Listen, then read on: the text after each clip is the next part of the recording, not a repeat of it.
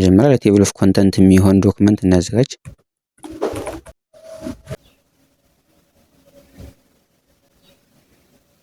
ቻፕተር 1 የምትለዋን ሆም ውስጥ ሂጄ ምን አደርጋለሁ ሄዲንግ ዋን ላድርጋት፣ ከሁሉም ከፍ ያለች መሆን ስላለባት።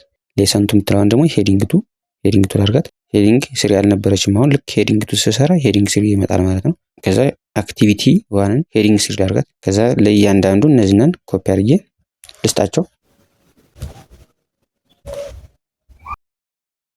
ስለዚህ አምስቱንም ቻፕተር በየቦታው አድርጌ ሰርች ጨርሻለሁኝ።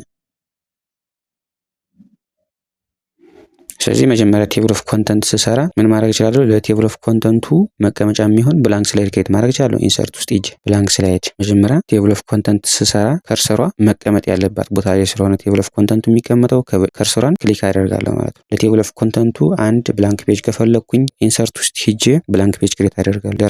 ራሱን ችሎ አንድ ፔጅ እንዲሆን ቴብል ኦፍ ኮንተንት ማለት። ስለዚህ ብላንክ ፔጅ አደርጋለሁኝ። ይሄው ከዚህ ላይ ሆኗል ማለት ነው። ስለዚህ እዚህ ላይ ከርሰሯን ክሊክ አደርጋትና ከዚህ ላይ ይሆናል ማለት ነው። ከዛ ቴብል ኦፍ ኮንተንት የት ነው? ሪፈረንስ ላይ ሄድና ሪፈረንስ፣ ከዛ ቴብል ኦፍ ኮንተንት፣ ከዛ አውቶማቲክ የሚለውን ብንፈልግ ይሄኛውን ብንፈልግ ይሄኛውን ከሁለቱ መምረጥ እንችላለን። ስለዚህ አውቶማቲክ ይሄኛው የታችኛው ልምረጠው።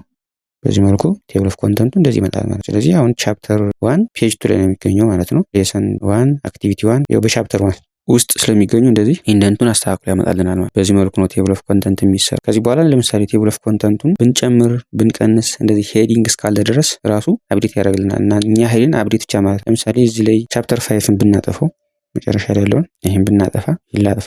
አሁን ቴብል ኦፍ ኮንተንቱ ላይ ቻፕተር 5 ይኖራል አለ። ስለዚህ ምን ማለት ይጠበቅብኛል? አፕዴት ቴብል ስለው ይጠፋል ማለት ነው። ከዚህ ላይ ስንጨምርም ከጨመርን በኋላ ሄዲንጉን ከጨመርን በኋላ አፕዴት ቴብል ስንለው ከዚህ ላይ ይጨመራል ማለት። ቴብል ኦፍ ኮንተንት ይህን ይመስላል።